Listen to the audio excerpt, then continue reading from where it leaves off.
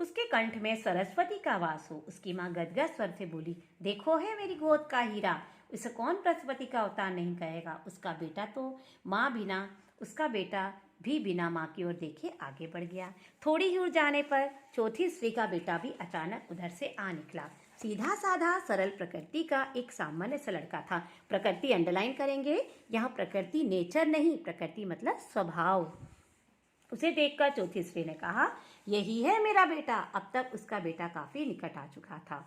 अपनी माँ को देखते ही वह रुक गया और बोला, माँ घड़ा मुझे दे दो, मैं घर ले जाता हूँ। उसकी माँ ने कहा, तू जा, जिस काम के लिए जा रहा है वह कर, मैं घड़ा स्वयं लेकर चली जाऊंगी। माँ के मना करने पर भी उसने माँ के सिर से पानी का घड़ा उतार कर अपने सिर पर रख लिया और घर की ओर चल पड़ा। तीनों स्त्रियों के चेहरे उतर गए थे।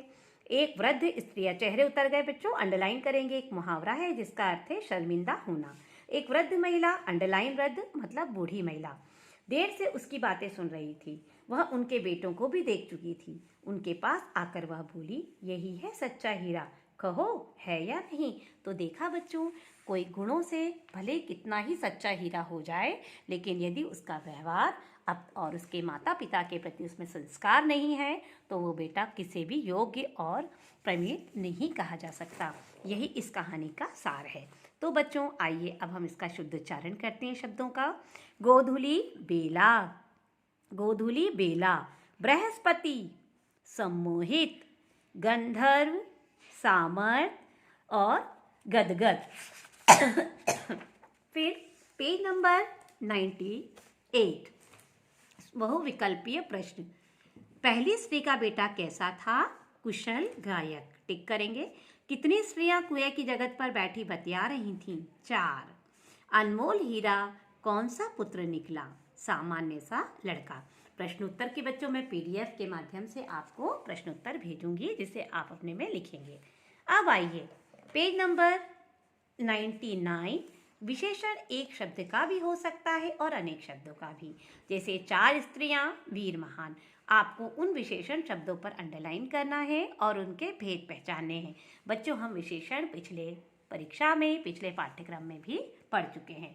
उसका बेटा सरल प्रकृति का सीधा साधा था। यहाँ पे बच्चों सरल प्रकृति लिखेंगे और सीधा साधा, ये गुणवाचक विशेषण है, लिखा भी है। उसका स्वर अत्यंत मधुर था, मधुर अंडरलाइन करेंगे और गुणवाचक विशेषण। मेरा बेटा गंधर्व सा गायक है, गंधर्व सा गुणवाचक विशेषण। ये सभी एग्जाम्पल बच्चों गुणवाचक विशेषण के ही भेद हैं। बृहस्पति सा बुद्धिमान है मेरा बेटा, बुद्धिमान गुणवाचक विशेषण। इस तरह से बच्चों आपको यह एक्सरसाइज बुक में ही करनी है। फिर आइए नीचे दिए गए शब्दों में नाम धातु क्रियाएं बताइए, जैसे बात का बतियाना, हाथ का हथियाना, लात का लतियाना, जूता का जुतियाना और चक्कर का चकराना। शर्म का शर्माना, अपना का अपनाना। सारे शब्द बच्चों मैंने लिखे हैं, पीछे देखते जाएंगे। गर्म का गरमाना, 60 का सठियाना। कहते हैं 60 साल के बाद लोग सठिया जाते हैं, बुजुर्ग लोग, उसको बोलते हैं सठियाना। तोतला तुतलाना, खटखट खटपट, खटपटाना, थर थर थर थराना, थप थप थप थपाना। तो बच्चों यहाँ तक की हमने एक्सरसाइज आज कंप्लीट की है। अब हम अगली कक्षा में समास, संबंध बोधक और क्रिया विशेषण पढ़ेंगे। और किसने किससे कहा यहाँ पे अभी हम देखते हैं, जिसको आपको कॉपी में करना है। नीचे दिए वाक्य किसने किस कहे और क्यों कहे। आधुनिक युग का भीम है मेरा बेटा, ये वाक्य दूसरी स्त्री ने कहा क्योंकि उसका बेटा भीम सा बलवान और शक्तिशाली था। बृहस्पति का अवतार है वह, तीसरी स्त्री ने कहा क्योंकि उसका बेटा बहुत बुद्धिमान और होशियार था। मैं अपने बेटे की क्या प्रशंसा करूं, चौथी स्त्री ने कहा क्योंकि वह उसका बेटा सरल प्रकृति का और सीधा साधा पुत्र था। माँ घड़ा मुझे दे दो, चौथी स्त्री के पुत्र ने अपनी माँ से कहा क्योंकि वह अपने माँ की सेवा करना चाहता था।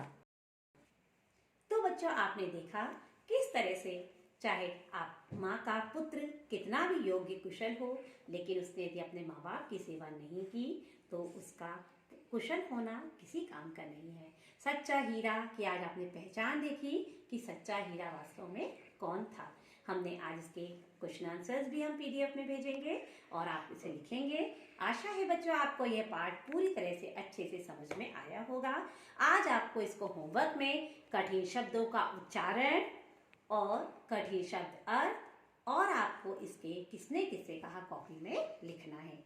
तो बच्चों अगली कक्षा में हम पुनः मिलेंगे एक नए पाठ के साथ, नए पाठ्यक्रम के पाठ के साथ। Thank you. जय गुरुदेव। Have a nice day.